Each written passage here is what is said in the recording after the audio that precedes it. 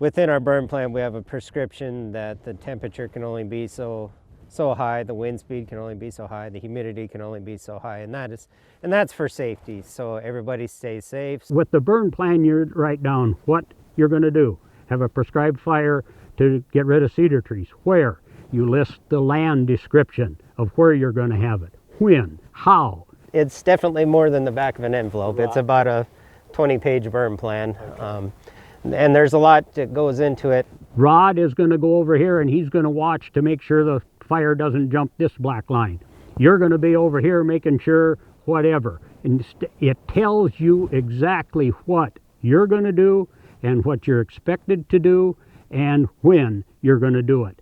It'll list which black line you start first, which way the fire is going to go. You're going to stop it at this ridge. You're going to do whatever. It just lays out a complete plan of what your fire for that day is. You know, if a rancher does want to do a prescribed burn, it is about a year's worth of planning to get it done. Sarah and I sat down and we went through a whole bunch of scenarios about what would we do if the fire did this or if it did that.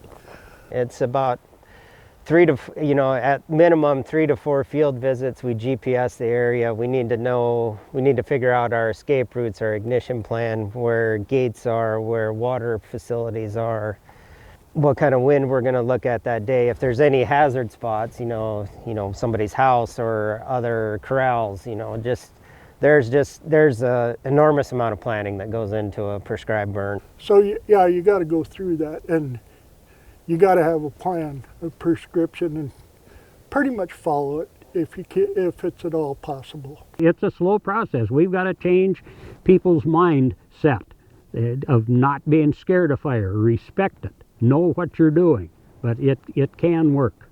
It takes away a lot of that fear factor. Okay, so this is a group thing, and so when you've got that organization around you. Exactly. Okay, exactly.